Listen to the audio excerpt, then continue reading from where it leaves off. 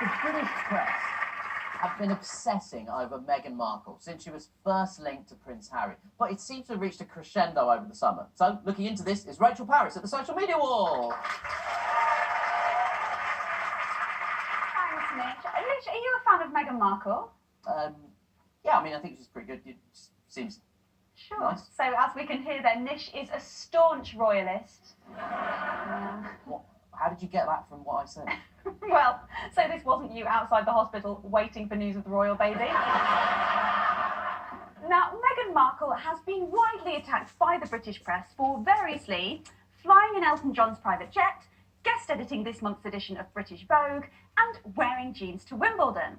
So, when it emerged that Prince Andrew had been flying around the world on the private jet of a convicted paedophile and sex offender, one might have imagined, Nish, that the outrage would go through the roof. Yeah, I mean, you would think so. You would think so, wouldn't you? Well, actually, journalists have been equating Meghan's misdemeanours with Andrew's. Former editor of The Sun, Dominic Mohan, said last week it's been an annus horribilis for the royal family, whether you're talking about Prince Andrew or Harry and Meghan. That's right, it's been a terrible year for the royals, whether you're talking about Prince Andrew hanging out with a convicted paedophile, Meghan wearing jeans to Wimbledon. Oh, roughly the same, aren't they? So how do we explain this harsher treatment of Meghan compared to the other royals who are white?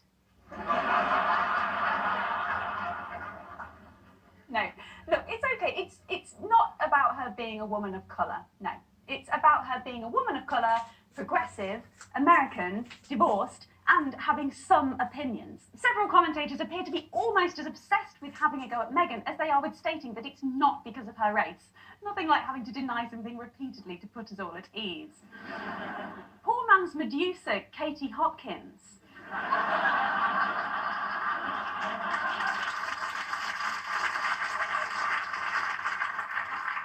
Denied her recent negative comments about Meghan on Australian TV were based on her ethnicity. She said, "It's not even a second thought to me." We know that, Katie. It's always your first thought. The Telegraph's Camilla Tominey began an article about Meghan guest editing this month's edition of Vogue with the words, "May I make the following remarks without being accused of racism?" To which the only answer is, it depends what they are, Camilla, and frankly, I'm already nervous. Tominey complained that of the 15 women Meghan put on the cover, only 5 were white. Can everyone please stop accusing this woman of racism, for goodness sake? All she's saying is that there are too many brown faces on the front cover of Vogue. Maybe she's right to be concerned. I mean, out of over 1,200 issues of British Vogue, there have been 30 with black women on the front cover already. Listen, I understand, Camilla. I'm still angry that only one of S Club 7 was called Rachel. But I don't go shouting about it on national media, apart from now. They could easily have swapped out Paul for a second Rachel. How can I reach for the stars while I feel underrepresented? But fear not, Meghan, because like the Princess Diaries, I'm going to tell you how to be a princess Britain likes. Consider me Julie Andrews, as if you don't already. Firstly, don't be progressive.